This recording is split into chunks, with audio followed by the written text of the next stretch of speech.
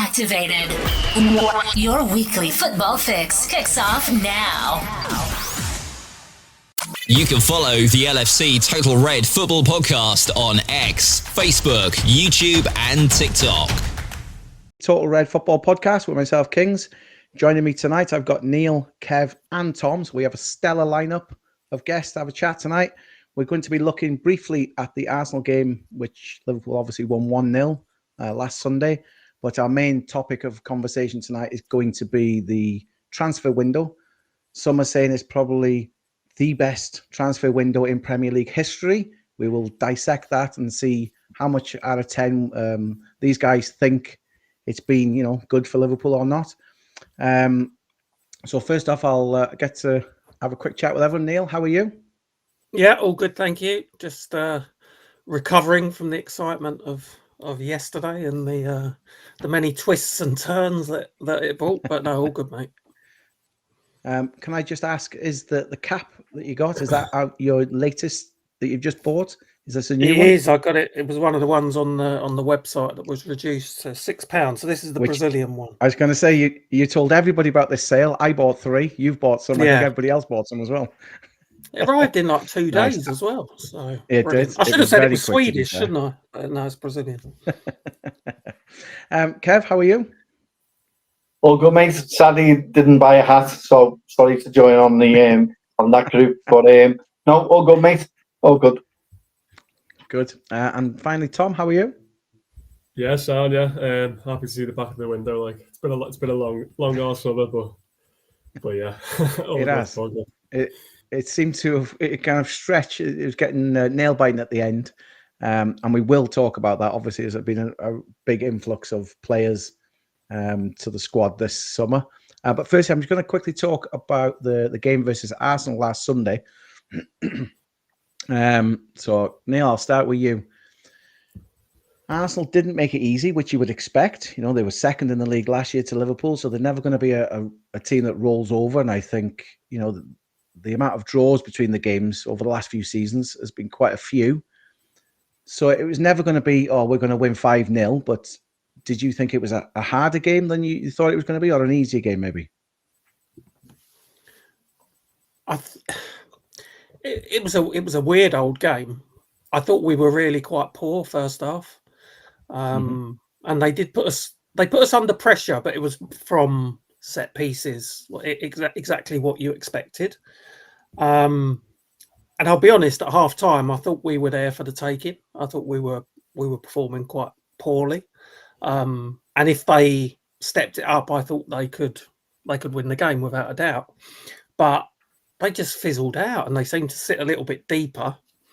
And I think that encouraged us a little bit, and I think we gained confidence from defending well in the first half, and from the fact that we started to string a few passes together and managed to get a foothold in the game. So I was really pleased, because I thought, as I say, I don't think we've been playing well, but I thought defensively we showed, we are very capable. Which we hadn't done in the first 2 games. But yeah, in a strange way, I thought, as I say, at half time, I thought we were there for the taking. And Arsenal's negativity, I think, allowed us to build some confidence and end before the window on a high. Kev, obviously I'm assuming you were there at the ground. What was it like sitting watching? Was it, nerve-wracking, or, was the atmosphere up and down maybe? What did you think of the game overall? Before the game, I was surprised that they went with 3 DMs and 4 centre-backs.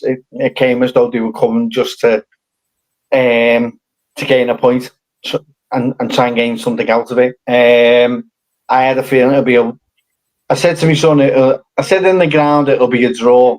But I said to my son before I went out, we'd either win 2-1 or it'll be 1-0. It'll be a close, tight game, which it ended up being.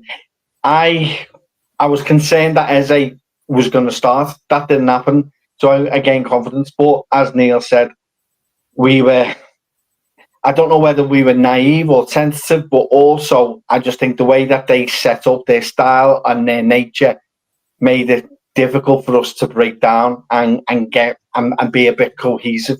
We were, if you were looking at both teams, you'd say Arsenal was the home team and we were the away side. That's how it felt. And and similar to Neil, I thought we were there for the taking. And that's when I think Arsenal's frustration as fans would come in, because it wasn't Liverpool's best performance by a long way. And they would have been thinking that they're here to stay. And like Arteta, when you need someone to step up and do those moments, I don't think he did. I think he should have brought Eze on a little bit earlier than what he did and make the changes as quickly, even make a change at half-time. That didn't happen. That played into our hands in a way and allowed us to make the change that Slot said, the slight little changes, so that we then got a foothold in the game. But by my own, but it was a game of chess. It was going to take either a mistake or a magical moment, and fortunately for us, it was us who got that magic moment.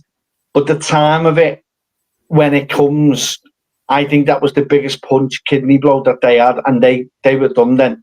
And making the changes and bringing a Max Dowman on to try and save something was not the answer. Odegaard, for me, didn't scare me as much as what Eze did when he came on, and you could see the impact he had straight away. I think if you're an Arsenal fan looking at it, had they started with Eze, does Szoboszlai have an easier game at right back than what he did? Because I don't think he does. I think Martinelli was there. Don't get me wrong, and it happened, and the frustration I could see on both sides is that I saw Martinelli and Gyökeres trying to play through the channels, and the balls were there to be made, but it wasn't made. We done exactly the same. There's times with Gakpo, the ball, Virgil holds his hands up, but that ball should have been played through. He was in. Do you know what I mean? And there was opportunities to do that. Virgil doesn't help himself in the first half. He has a golden opportunity. I haven't seen it back, but I think he should have shot and done better than actually trying to play the pass and get Salah in. I think Salah was non-existent, and he would have been the first person I would have took off, if I'm being perfectly honest. I would have put, I don't know, Chiesa done all right when he came on, but it was that moment, and that moment alone is got us through. And we sit here again, kicking, not happy with the performance, but come away with 3 points. And that, as title holders, that's what you want. We still haven't clicked. We are going to click. You can see there was elements of moments. Verts, I think, struggled a bit, but gained confidence as the game went on. Second half, he came out, it looked a little bit brighter. It's taken him time.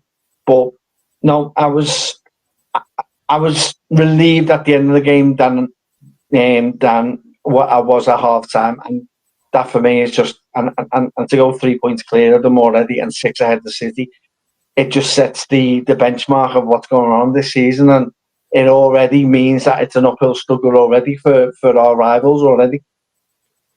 Yeah, I think I read somewhere, obviously the art of champions is finding a way. I've read this before and I've seen it recently. Now, Liverpool have done that in the last 3 games. The first one, 2 up against Bournemouth, 2-2, found a way in the end, late on. We all know about the Newcastle game with Ngamora scoring. Fantastic goal right at the end. Like that. It was like, great, but another late 3 points. And okay, this wasn't an injury time, but it was the last 10 minutes of the game. Late on again, find a way. So maximum points. I think Liverpool are the only side in the Premier League now to have this unbeaten, and maximum points. So, Tom, although they haven't been vintage performances, as we said, the art of the championship, the champion sides is to find a way. And at the moment, although, like Kev said, they're not clicking, they're finding a way, and it's just hopefully going to click even better, isn't it? Yeah, it's a scary thought, isn't it, for City, Arsenal, etc. We played obviously Newcastle away, beat Arsenal 3 games in, and we played nowhere near our best. We come away with 9 points. It's a scary thought, and they're the most satisfying wins in a way when you're not playing well and you still come away with the win. That as you said, that's the sign of champions, and that's why we are the champions. We can have an off day, but we have players who can do special things on the football pitch, and that's why we come away with 3 points. And you saw that again on Sunday. Szoboszlai, he's not really shown. He's not really been the player we thought he was going to be. He's been a different player to what we thought. But he's still got that bit of magic in him that, obviously he showed on Sunday. And it was always going to be a moment, like Kev said, there was nothing in the game really. I don't think we could say, we 100% deserve to win that game. I don't think we did. I think it was a 0-0 game that was just going to be decided, as you said, by a mistake or a moment, and it was just a moment that a world-class bit of quality just decided it for us. I think both strikers in the game were locked up. I think Gyökeres did nothing. To be fair, Ekatike did nothing either. Both defences did well against the number 9s. So yeah, that kind of made for a bit of a tricky game and for both sets of forwards. But yeah, Szoboszlai, as I said, that's what he's got in him. He's got that bit of quality, even for a right back as he is. Yeah, it's a massive win. Psychologically, more than anything, I think, just to put a little dent in them. Massive boost for us at this early stage. I think that's as big as anything, really. Just that little psychological blow to say, we're the champion for a reason, and we're coming back to defend the title. You can follow the LFC Total Red Football Podcast on X, Facebook, YouTube, and TikTok.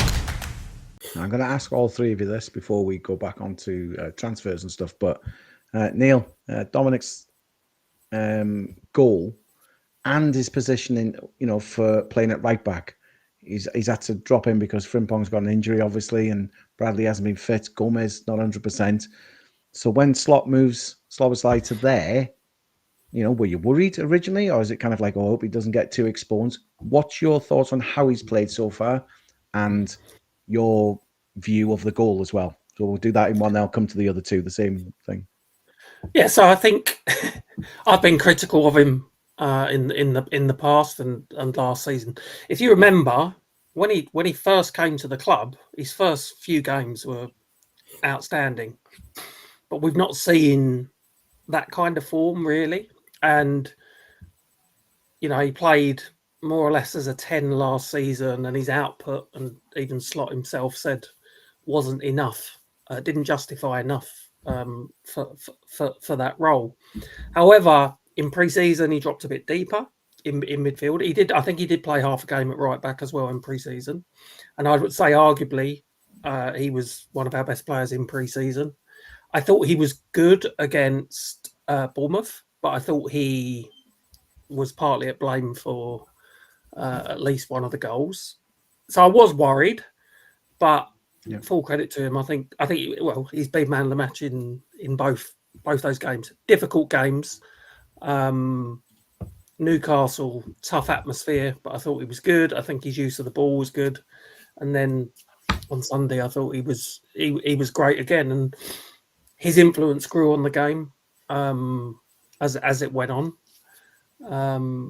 And it was a fabulous strike. It was, we've had years of Trent taking every single free kick, and there was always we knew that Szoboszlai has got that, as Tom said, a moment of magic in him. And maybe we're going to start to see that more and more now, because we saw the free kick for Hungary. It gets replayed all the time. We see it non-stop. And now we've seen it for Liverpool. So hopefully this is the start of him launching, the next phase of his Liverpool career. Because I think, if we're honest, first two seasons, I think it's been a little bit underwhelming. But the signs are really, really positive. He's still young. I think he's only 24. So, and I think full credit to him. We now know if we've got a problem at right back, we've got someone that can solve it. So from that perspective, it works out great. So hopefully his confidence will grow and we'll see more of the same. Kev, same kind of question to you. Obviously, right back, we knew when Trent said he was leaving that it was like, okay, we've got Frimpong and we've got Bradley and we've got Gomez. So, okay, we're pretty covered.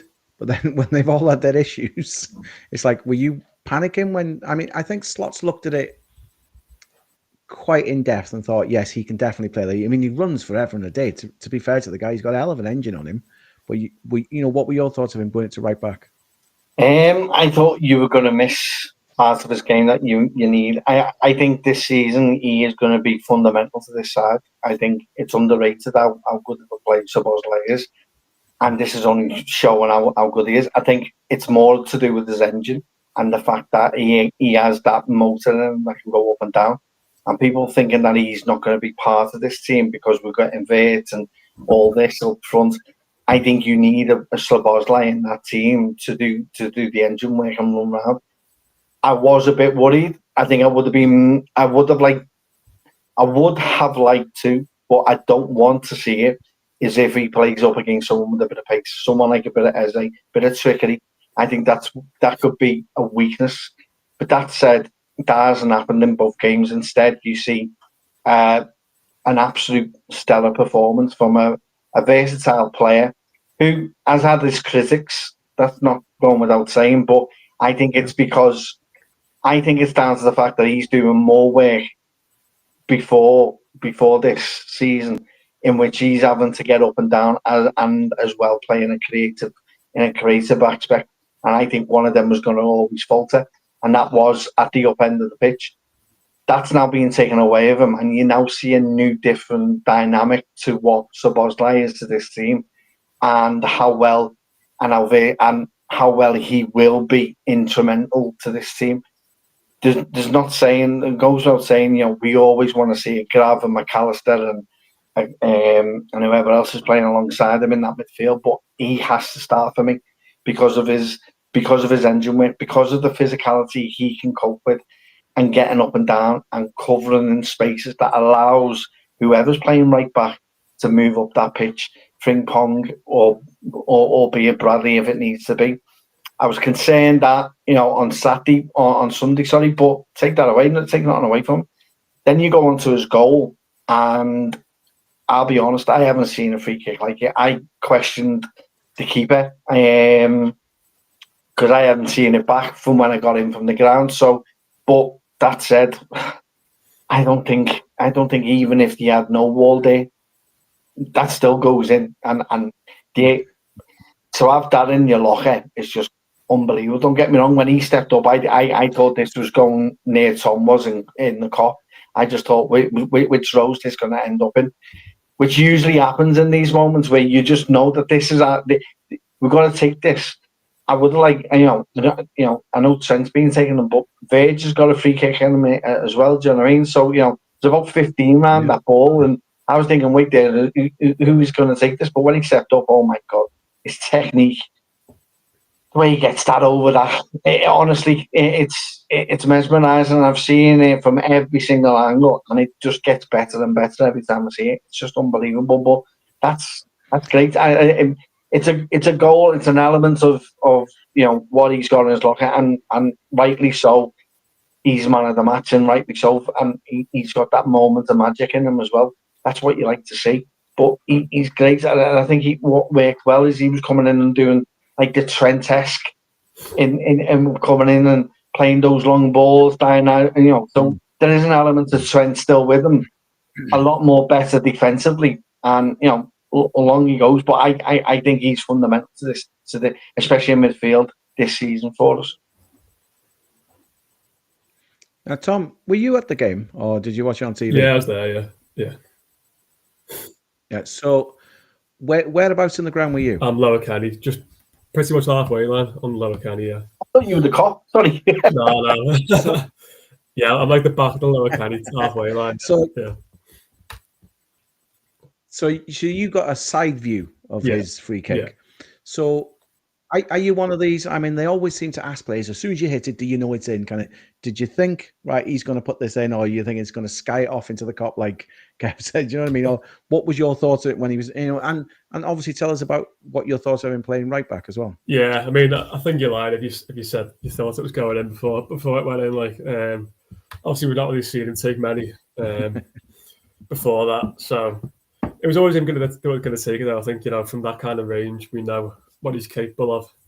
Salah, as good as he is, he just doesn't have the technique for a free kick. And I don't think anyone else really does now that Trent's gone. So it was worth a hit. Like we said before, it was one of them games that needed a moment. And thankfully he produced it. In terms of his performance at right back. Yeah, you can't fault it really. I don't want to see him there consistently, but I think if you need him for a one-off game like we have done for Arsenal, Newcastle, then he's shown he's more than capable. I think he's been it's been kind of thrown at him, hasn't it? He's lacked a bit of bite sometimes. And I do worry a little bit about that, like you're saying before. If you come up against like a tricky winger or someone with a bit of pace, is he going to have that bit of bite about him to throw a challenge? And I'm not sure, but as I said, you can't fault his performances. I think, like Kev said, he's such an instrumental part of this team. A little bit similar to what Henderson used to be for us a few years back. Just the engine room of the team. The fella just doesn't stop running. The engine on him is just like, you can't quite believe it at times. He just doesn't seem to tire at all, which is it's invaluable, that quality. I think when Verts came in, everyone thought he's the one to drop out, but it's going to be interesting when they're all fit in it. Like obviously so far we've not had a fully fit squad.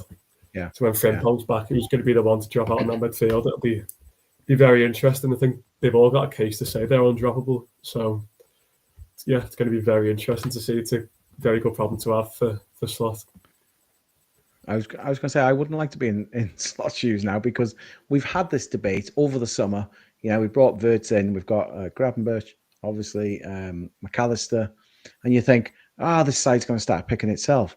And I think most of us have looked at Szoboszlai and thought he's probably going to be the one that maybe comes in off the bench, etc., and the other three are going to play. Now, it's like, right, who is going to move out? Because it does seem to me that he's very, very valuable to the side. Like you're saying, the engine on him, free kicks like that. He can do the cross-field balls he's been playing. And maybe, just maybe, that, like Neil said, he's been inconsistent maybe for a couple of seasons. Maybe Slot's going to find a new way and make him this player that we all want him to be.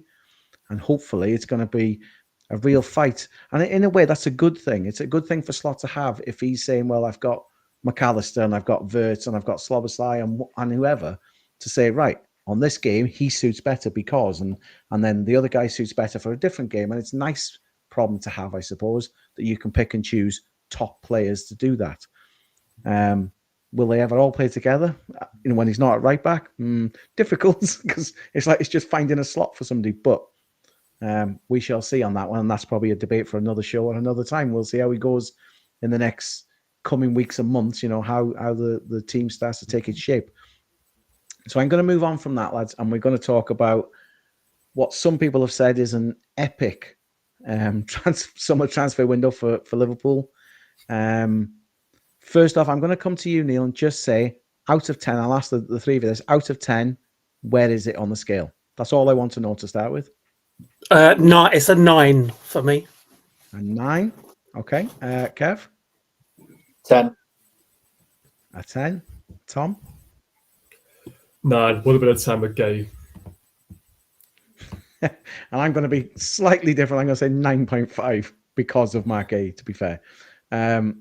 So is the same as Neil and Tom, the pair of you both 9 because of Marc didn't get over the line?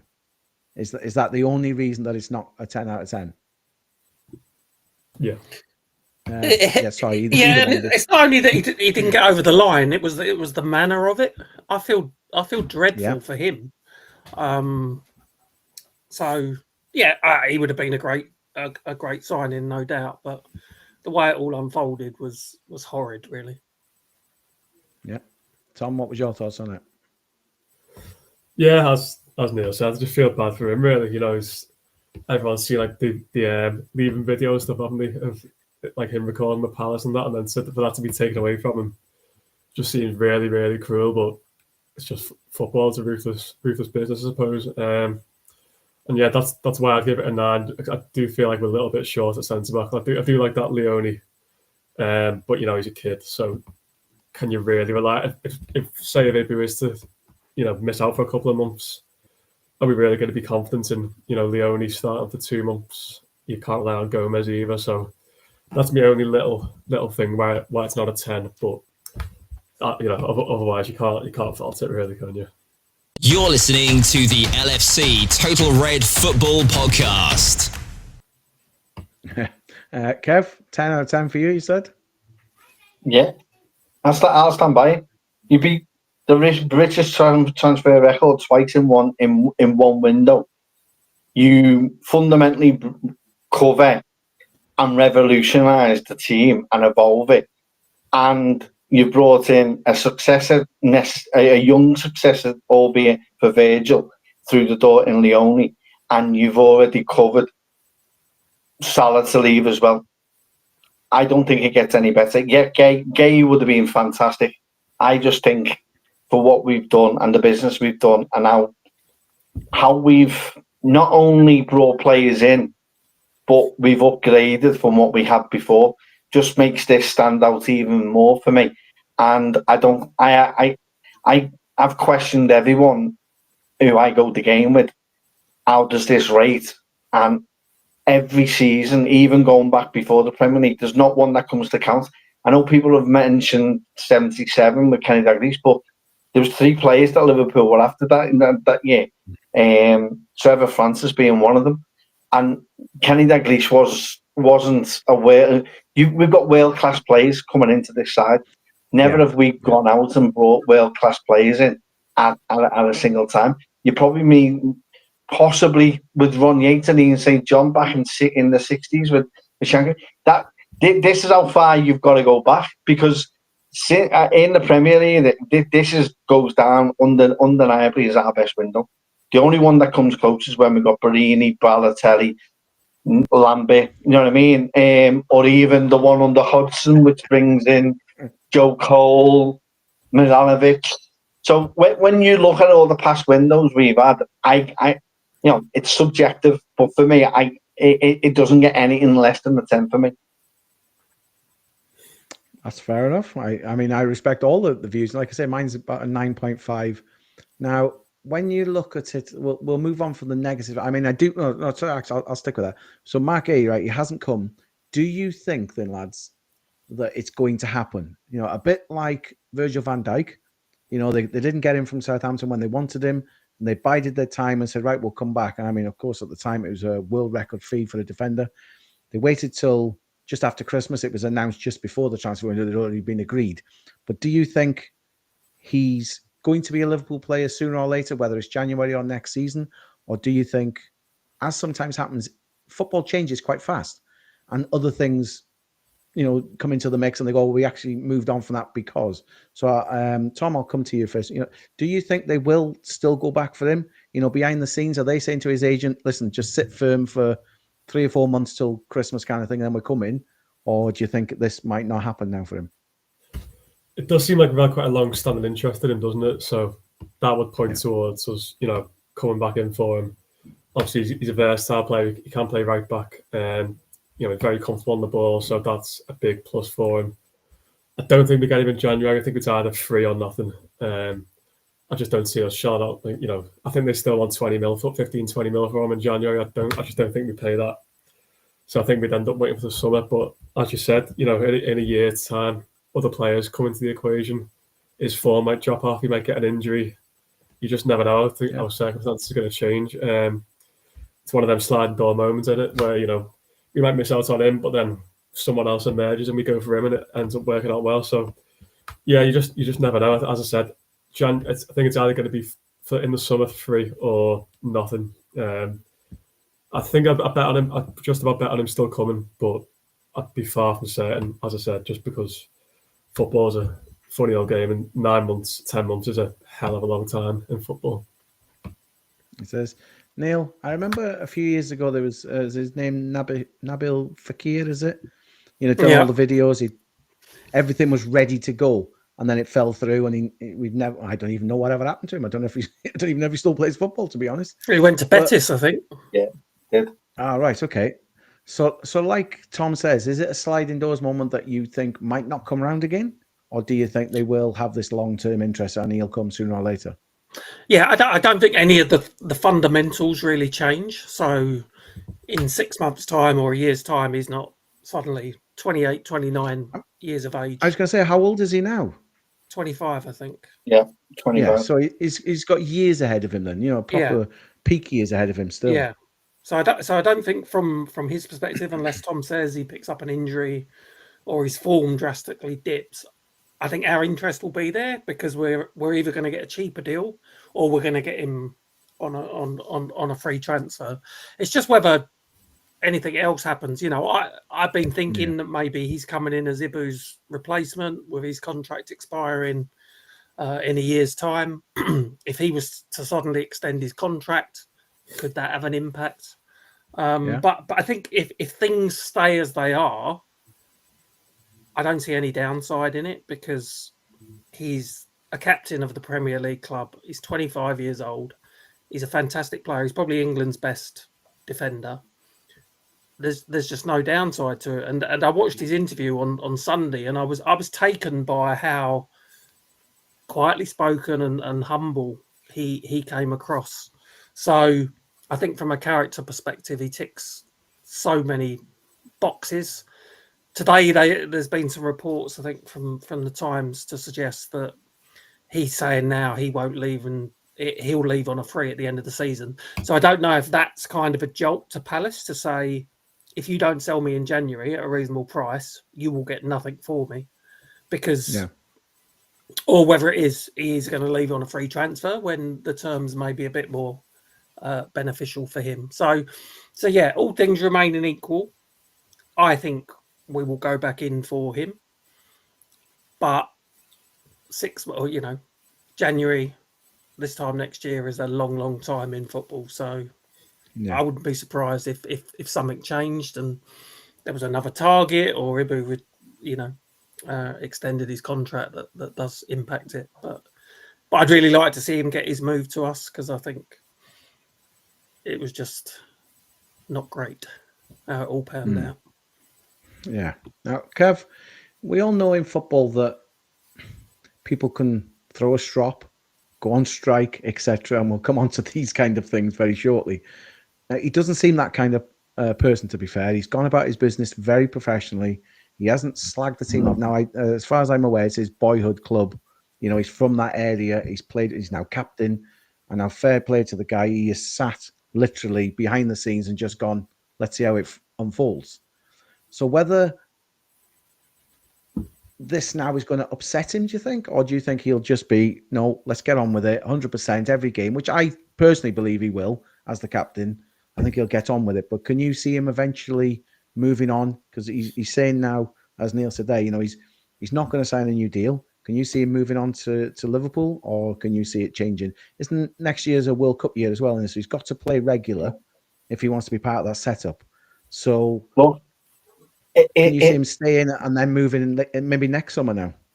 Yeah. I think the complexity of Palace getting to Europe and going through the qualifiers and having Europe and having a Europe campaign, I understand fully well where Glasnow's coming from. And I'd expect frustratingly where I was yesterday, but I can see why Glasnow's done it. He's trying to fight and he's trying to do what Liverpool do. Trying to build on a bit of momentum after winning something, and that's the way to do it. The mirror image of Isak, and he's done what every commentator wanted Isak to do, and look what's happened, and look who's come away with nothing at the end of it, and that's something that I know it's not right morally and ethically how it is contract wise, but the one who was the saint comes away with absolutely nothing for the way for his behaviour. That said, I think there's a lot of complexities going into this. I think a lot of complexities can come in January for us to get him, but I agree with Tom, it'll probably be, and with Neil, that it'll probably be the end of the window. If Glasnow leaves and the club don't do well in Europe and fall down the league, he's not going to be signed. I think both Glasnow and Guehi go at the end of next season. If not before. That will change. I think if Liverpool get any injuries, major injuries, I think we come in for them and pay the extra amount for them. Otherwise, if Leone hits when he comes in, and I expect him to come in and have a few games, I don't expect him to be a starter. And as long as Gomez keeps himself fit for those moments that we need him, like he did on Sunday, which I thought was needed, if we can cover that and get by, then yeah, that's fine. But that's the only way it changes in January. But I think he does become a Liverpool player. I think his behaviour, I think the way he is, as Neil pointed to, I think is exactly what this club wants in a player. And I think the club have gone, well, we'll come back for you regardless. Things may change. Hopefully Glasner does leave and takes over where Ten Hag is. And then that takes away that frustration that we've saw this season. But yeah, that's the only way I see it evolving. I do see him as a Liverpool player. January, if certain circumstances be that he has to be, or it'll be in the summer. You know, the annoying thing that could possibly play out, Ten Hag's just had the sack, obviously. And then Glasner said, well, listen, if you get rid of him, I'm going to hand in my resignation. Now he hasn't moved. And what happens in the next few weeks if they come and poach him anyway and he leaves anyway? It's like, that'll be quite a kick in the nuts, I think, for him. For Marc Guehi saying, well, kind of in the end, you pulled the plug. I hope that doesn't happen to him, because that, I think, would make him even more resentful. But, I mean, like I say, he does seem like a decent guy who's very professional in the way he's gone about everything. And yes, I'd love him at Liverpool. But I've got to put my hand on my heart and say, if it doesn't work out and he doesn't come to Liverpool, I hope he actually gets a big move somewhere to reward him for the patience and the way he's acted in this. So, I respect him for that. And and I'd love him to come to Liverpool. But if it doesn't work out and he doesn't come here for any reason, then I hope he gets a good payback some other way in life, because I think he deserves it, to be honest. But as we all know, it doesn't always work out that way. Now, I seen a piece on the BBC, and I'm going to read it out, BBC website earlier, because it's relevant to today's chat about transfers, right? So it says, this is a quote from Jurgen Klopp, So it says, some other clubs have ceilings. We cannot act like them. It's not possible. Those were the words of Jurgen Klopp in October 2022. Less than 3 years later, his successor, Arne Slot, has overseen the biggest spend by a club in a transfer window. And they've taken Newcastle's prize asset, obviously Alexander Isak, amongst others, for a British record fee of £125 million as part of their reported £415 million outlay this summer. Now, he also famously criticised Manchester United for spending £89 million on Paul Pogba, saying the day that football players cost over £100 million will be the day he's not in a job anymore. Well, they spent over £100 million on two players this summer. Now, I know he's not in the job, so that bit's irrelevant. But he was making out, obviously it's a lot of money when they spent it on Paul Pogba. And if it's going to keep going up, it's getting silly. Liverpool have broken that record twice in this summer transfer window. The Slot era does seem very different, Neil, to the Klopp era. The way last season, I don't think anybody expected him genuinely to come in and win the title. But because of that, and coupled with the fact we haven't spent for a few years really on a lot, this has been something else, this transfer window, hasn't it? Well, I think it's made anything seem possible, which is not how we've seen transfer windows play out for Liverpool in the past. We're normally begging for people for things to happen, but anything felt possible in this one. I do think it'll be a one-off, and I think it's kind of 12 months in the making, because we obviously had a lot of turnover 12 months ago. Jurgen left. Michael Edwards came back in. Richard Hughes came in, and I think they say that you plan, don't they, a year ahead in your transfer dealings. So we barely did anything last year. We brought in Chiesa, Mamardashvili, but then he was loaned immediately back. So I think it's a one. I don't expect every transfer window to be like this. As much fun as it's been up until about 6 o'clock yesterday, I don't expect it to be like this all the time. And I think people need to understand that this is as a result of a club that's been very well run and managed. The revenues are at a record high. They've won substantial prize money for winning the Premier League. and a lot of prize money from the Champions League as well. So things have been good off the pitch. Things have been good on the pitch. And slightly different to where we were 5 years ago, I think we've realised that possibly there's not a Manchester City juggernaut. And this is now the time to really go for it and try to build a dynasty and really take control of things. So, yeah, we haven't built it because of rich owners.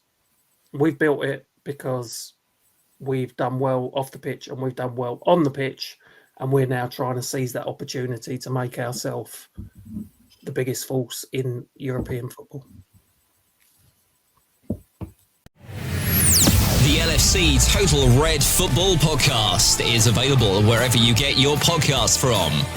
Also available on your smart speaker, or you can watch us on YouTube.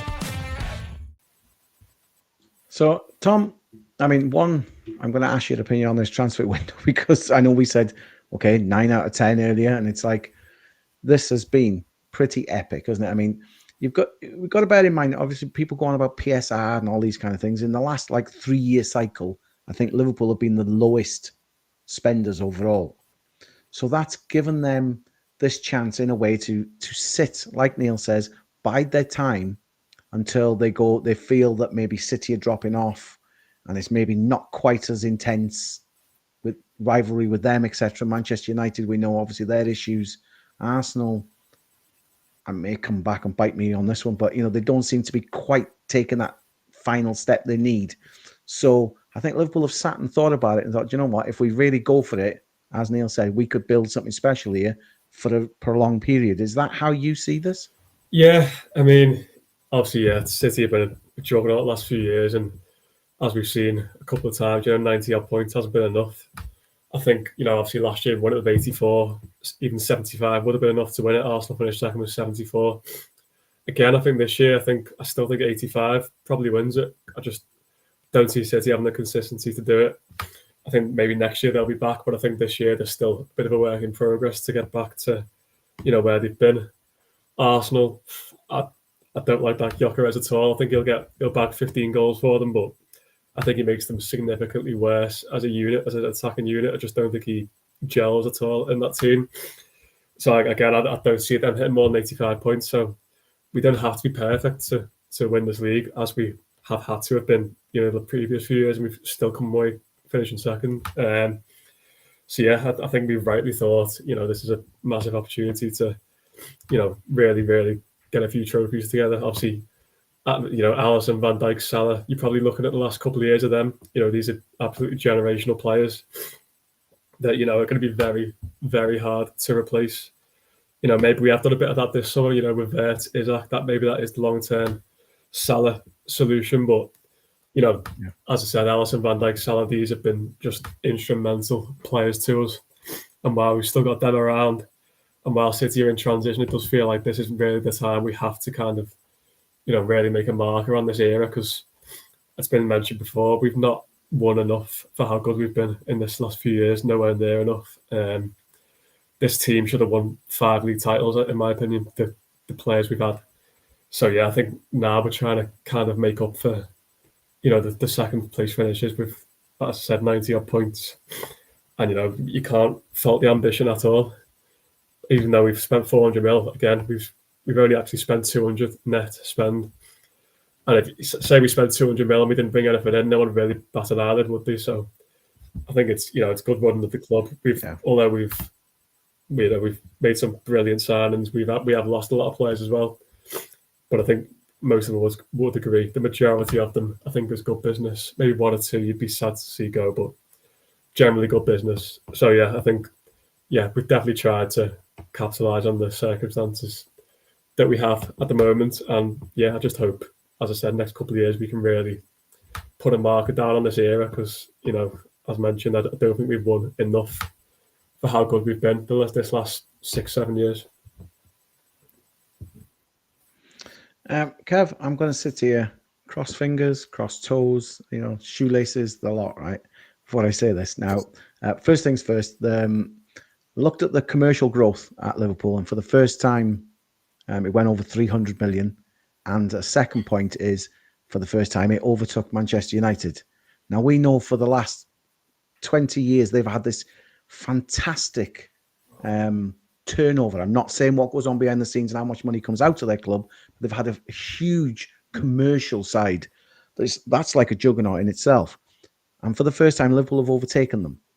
So that provides a lot of money. Then you look at winning the Premier League and finishing top of the group stages of the Champions League last season. That brought in about 250 million. That's without ticket sales or any merchandise sales.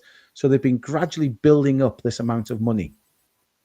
And they've now splurged all this money, which nobody, I don't think, seen coming, only those behind the scenes. We joked on past episodes, is Richard Hughes just sitting with his pipe and slippers, etc. And then all of a sudden, boom, this just kind of explodes this summer. And we're all kind of like, oh, thank you very much, Richard. I'm glad you weren't just sitting doing nothing. We realized you actually were doing something behind the scenes. Amazing. As I said, fingers crossed when I say this, but do you hope or believe this could be a golden period if it kind of works out the way everybody wants it to? If everything clicks, could this be another golden period for the club? It could be. And when you hear Billy Hogan, I know I asked that. It's tough to predict, but I'm just kind of like getting the feel that we've brought in so much quality, or supposed so much quality. This could be it, couldn't it? It could be, but if you listen to what Billy Hogan said prior to when this window was open, we've got to start acting and have the mentality. We have a mentality that we are a big club. We need to start acting like it. And we need to get away from this underdog element of it. We've had to do it because we've had to be pragmatic with our money. And for whatever reason, that was the model. And it worked well. And that's why it needed a Jurgen Klopp. That's why I think if you put Slot and change them around, I don't think it works as well as what it has done. And that's where you need that pragmatic, that kind of being able to coach players and get the best out of them and get every last piece of blood out of a stone. That's where you need a Klopp. What you've got now is someone who can orchestrate, and given it's a bit like Paisley in a way, and I hate using that as a mirror image, but you look at the similarities of that. You look at what it's taken for us in this new era of football when the Premier League started. There was only Man United who actually took that to a new level with commercially, and that's why. Although everyone gets frustrated, they will, because of the marketing and because of what they do, they can do that.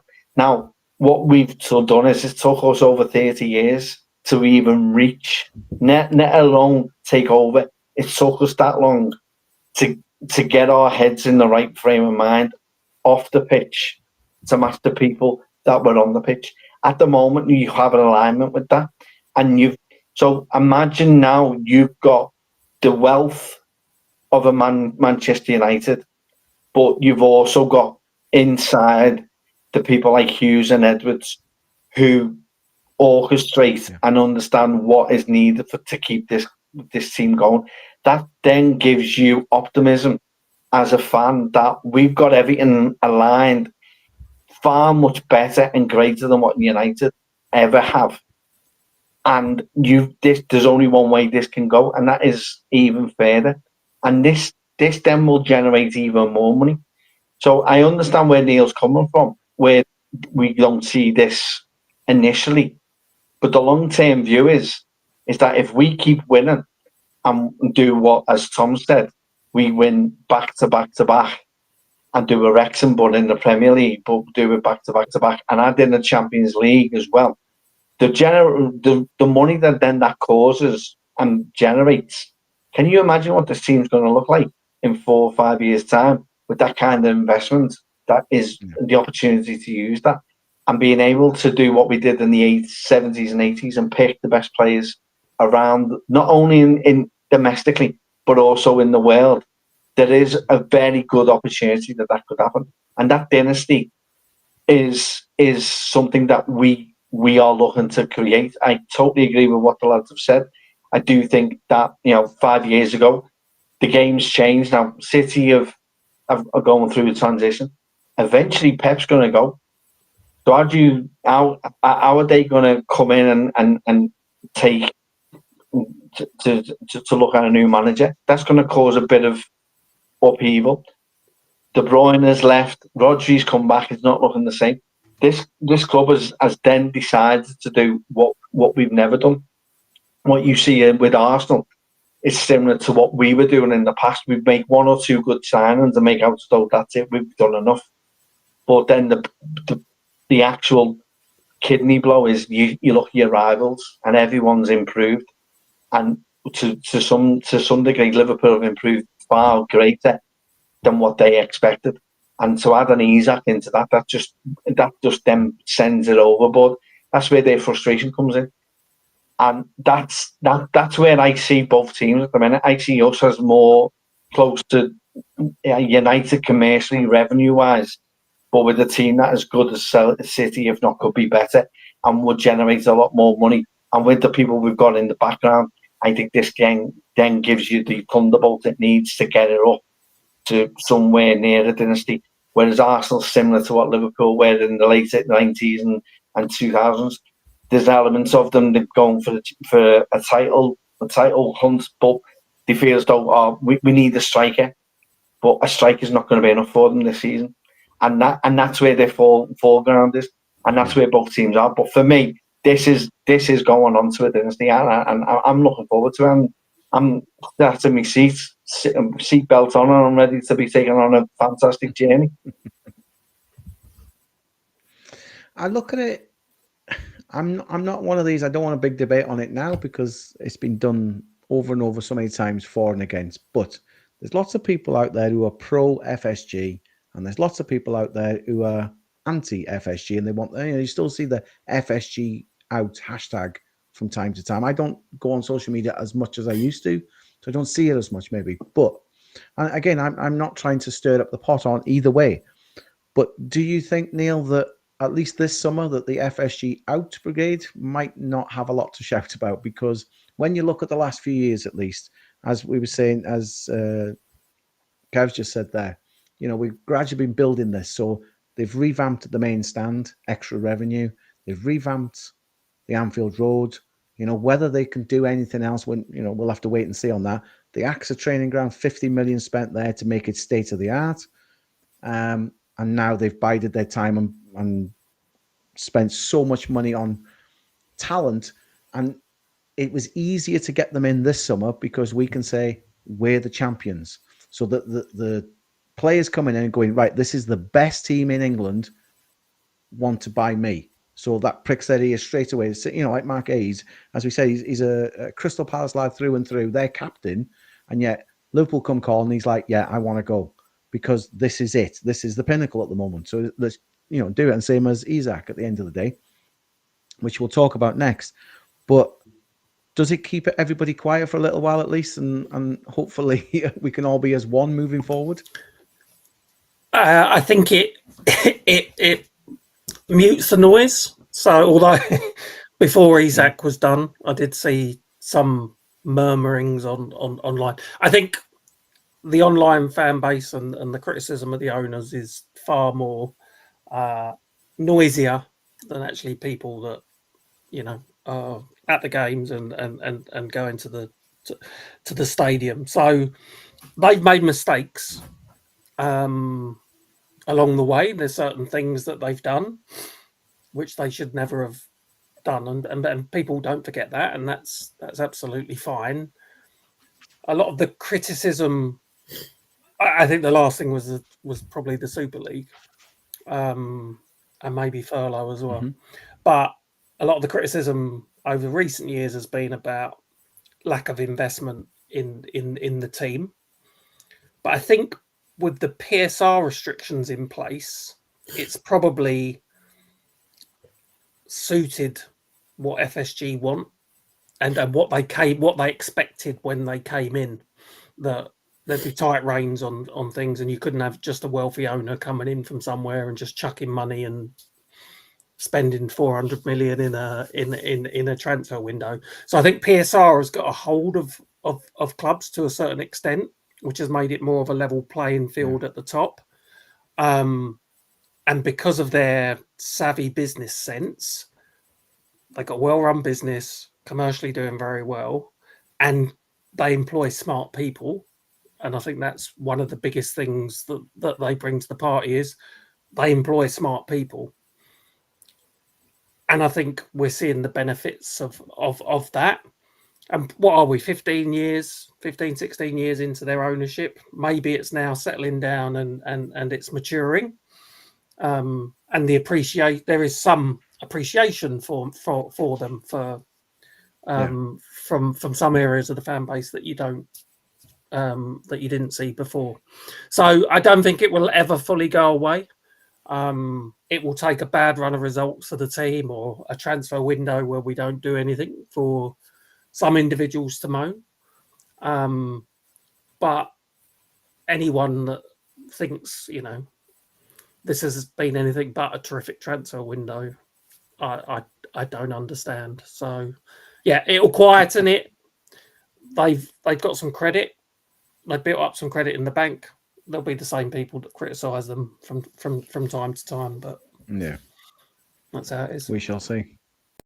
Like and subscribe to the LFC Total Red Football Podcast on YouTube. Tom, this is a slight curveball, I suppose, because they're different managers, and with PSR, slightly different eras now, starting this one with Slot and the previous one with Klopp. Do you feel a little bit sorry for Jurgen Klopp? Because it was always, well, we can't compete. We don't have that much money. We can't do this. Now, I think we discussed it on the last episode, Kev, will probably remember. We were talking about how Arsenal built their stadium, and then for years on end, they were kind of like, we're paying this off, so we can't go mad with the transfers. And in a way, like I've just said to Neil, there's the main stand, the Anfield Road, and the training ground. So they've outlaid a lot of money. So I can understand from one side where they go, we can't do everything on the pitch as well. It's now maybe bearing fruit. But do you feel a little bit sorry for him that he maybe couldn't splurge the money like this? Because he could have quite easily, barring some maybe twisting of the figures down the road in Manchester, but he could have had 2 or 3 more titles maybe, couldn't he? Yeah, I do feel a bit for him. He never kind of went mad about it, but you could see a couple of times in interviews and stuff that he wasn't happy with the money he was given. He wanted a couple more. He said quite clearly he wants to be a bit more ambitious at times. So I do feel a bit sorry for him. I feel a bit for him as well. Like, he was here for 9 years. He put up some mad points totals. Never won the league in front of fans, and then slot rocks up first year, 80 odd points, wins the title in front of fans. So you do feel a bit for him.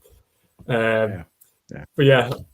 On the owners, I've never been the biggest fans, to be honest. It's more the off the pitch stuff that, as you said, you can't forget, and people don't forget, and I don't forget. They tried to shit on the fans with the 77 quid tickets. They tried to shit on local business with the trademark of the word Liverpool. Obviously, the Super League. They tried to shit on the history of the club. So these things you can't forget. But on the other hand, you can't forget that they've redone Anfield. They've done the training ground.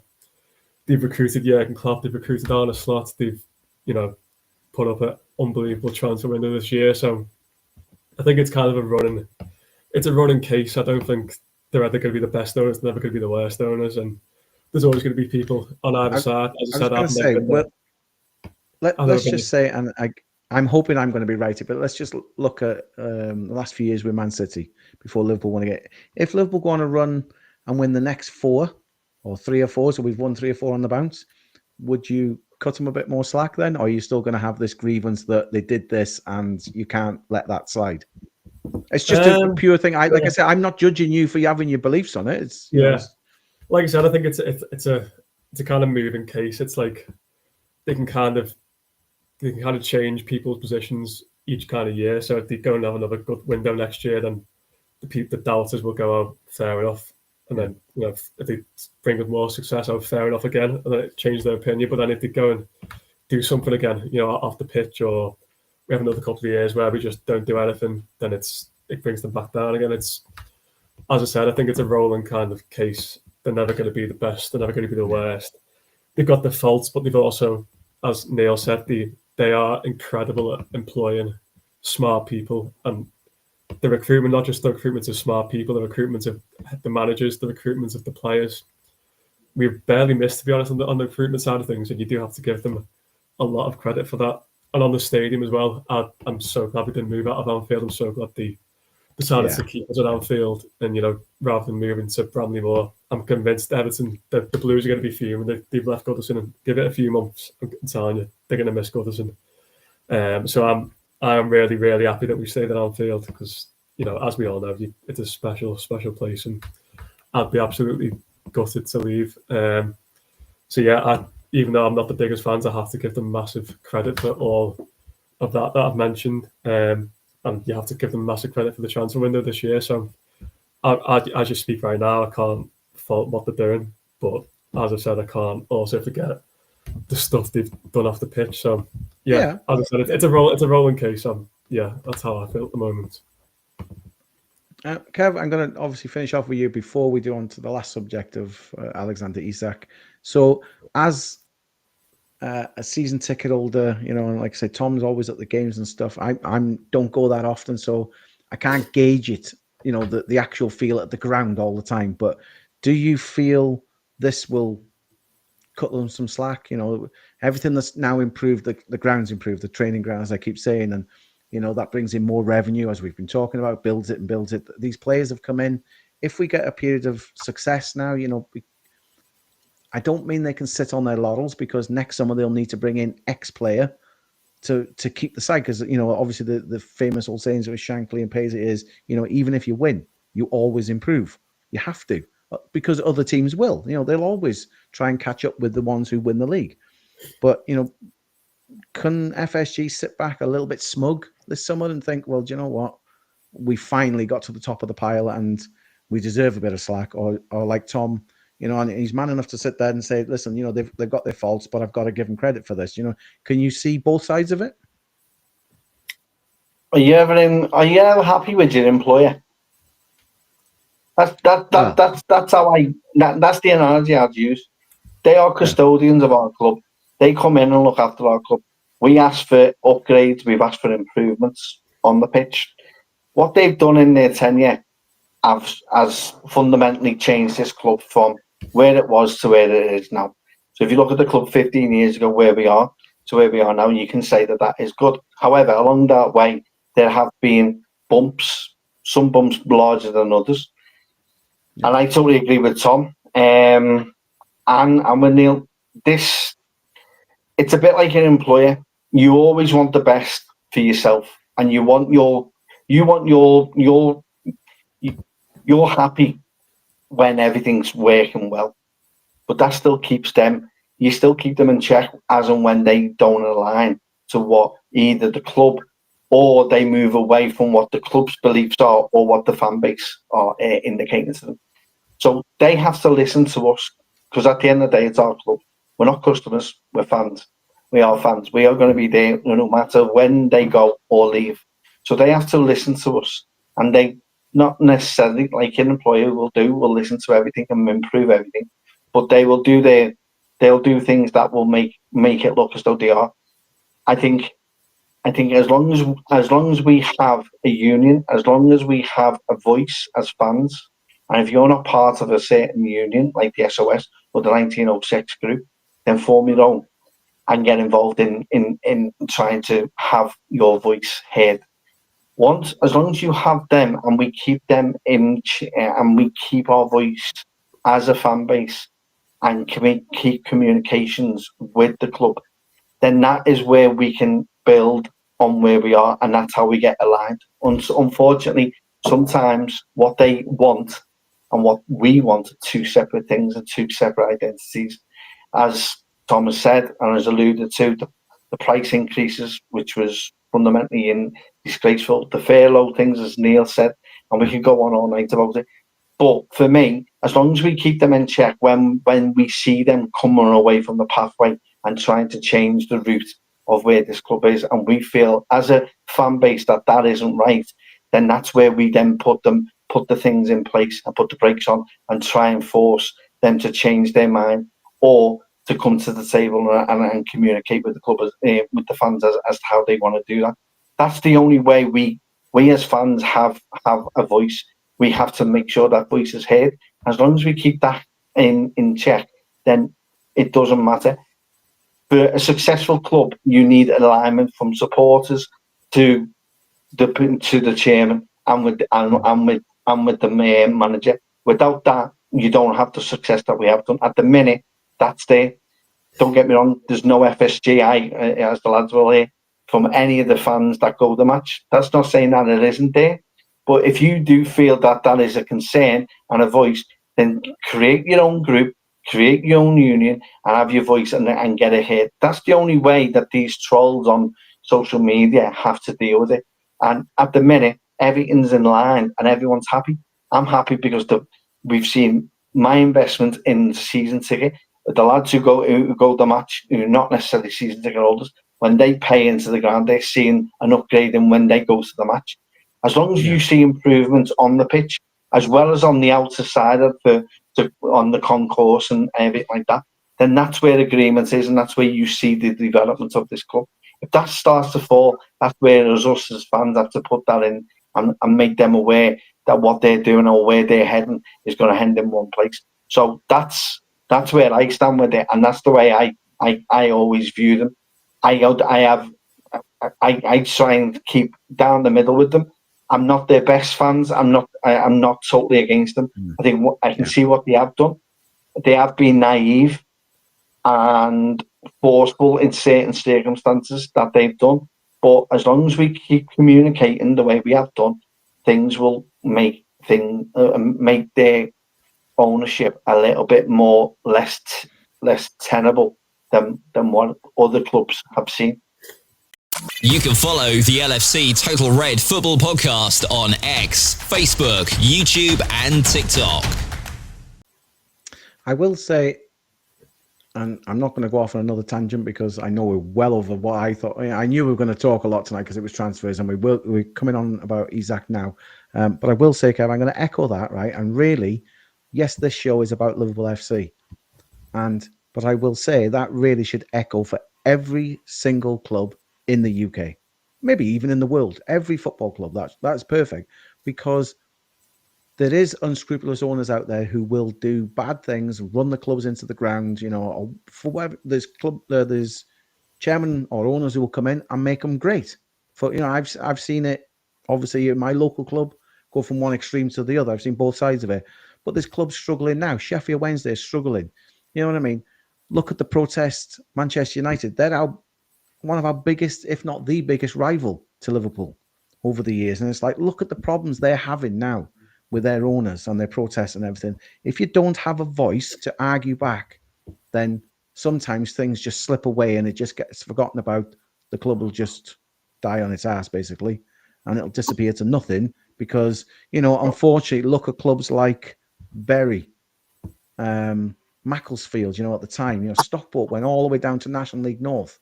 They're now building themselves back up again with a different owner. But if you're not there to keep them in check, it can happen.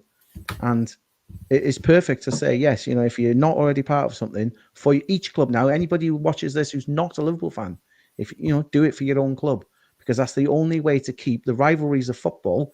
I mean, we might all joke, it's like over the last few years, Everton a few times have nearly got relegated. And Manchester United last year flirted down the bottom end of the table.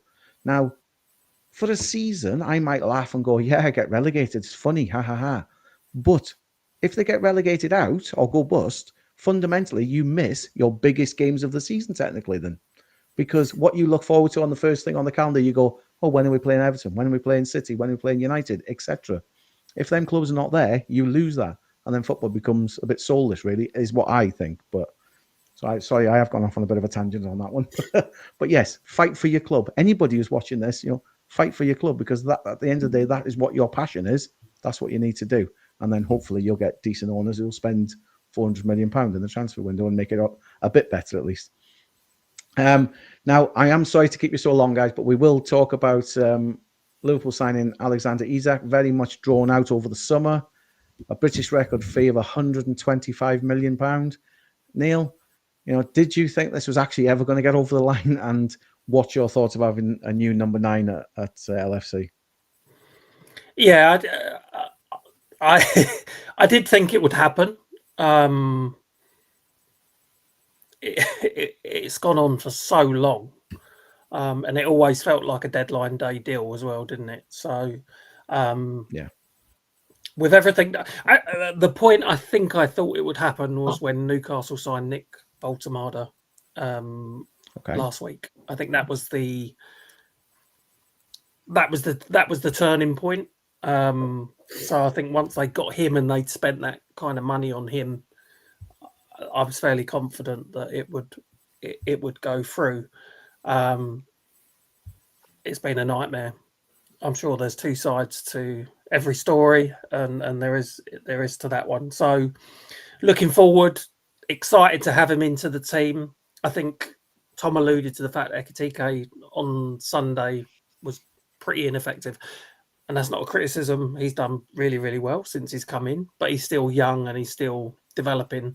I've seen Alexander Isak bully those Arsenal defenders, and I'm excited to get someone of that quality coming into his peak years into our team, because I think him alongside the likes of Florian Wirtz, Mohamed Salah could be sensational. So really excited.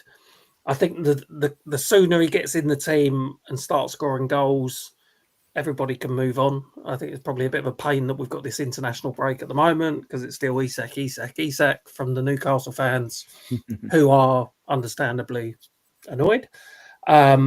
So yeah, let's get the football going. I'm intrigued to see how we're going to use him and Ekitike, because Isak's going to be our main number 9. So is he going to try and deploy them both? And if he does, is that going to be Ekitike from the left on occasion?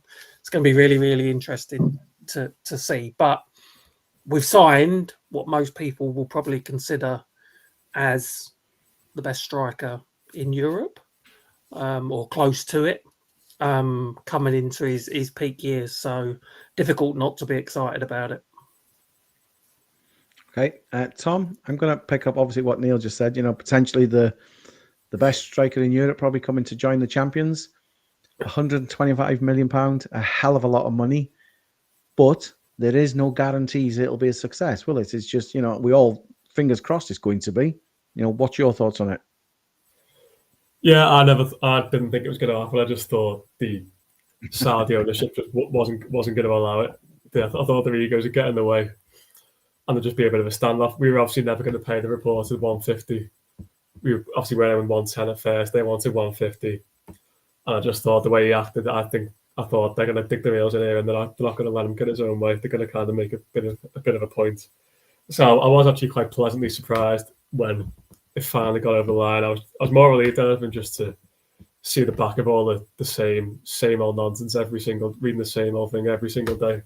It was getting tiresome. Yeah. So I'm just more relieved than anything just to see the back of that. But yeah, what a unbelievable signing. It's one of those like market opportunities. I think like obviously with Ekitike we didn't particularly need him, but it was obviously only us in the race. He wanted us, so it was like, well, we've got to make the most of this opportunity. The best, arguably the best striker in Europe only wants to come to us. There's no one else in for him. I think we'd live to regret it if we didn't just take that opportunity and go for it. And it's, a big example of us acting like a big club in the market, which, as we mentioned before, I'm really, really happy to see that, we're flexing our muscles now in the market and we're acting the size of the club that we are. So yeah, I'm absolutely made up with the sign, and I can't, touch wood, but I can't see really how it goes wrong. You got Florian Wirtz, you got Salah, you've got, the absolute abundance of other quality players we've got feeding him. He's clinical. I don't see him missing a lot of sitters. Even Haaland misses sitters, Kane misses sitters. I don't see Isak missing many chances. So he's obviously going to get a lot more chances in this team than he did at Newcastle. So yeah, I think there's cause for massive optimism. Be interesting to see how it plays out with Ekitike. I think we probably know he's not that robust. He does pick up his knocks here and there. Can he play every 3 days? I'm not convinced he can. So Ekitike is going to get his games. I'm not a believer that he's going to play on the left. I don't think he will play on the left. I think he'll play, one every 3 or so, 1 every 3 or 4 up front. But I think most of the time he will be on the bench. I just think that's how it's going to play out for him, unfortunately. I don't see him as a winger. So, yeah, overall, made up with a signing. I think it's not Marquee is one way to put it. He's absolutely brilliant. He's absolutely top class, and he's coming into a top class team. So, fingers crossed. It's all the ingredients for a massive success. Yeah, Kev, I'm going to finish off with you. £125 million. We'd already been in for one bid. This happened on transfer deadline day, and I know we all wait on the thing of David Ornstein or Paul Joyce or whatever, and they say, yeah, they're more in the know than the average or whatever. But I would look at it personally from my point of view and say, I don't care what happens on deadline day.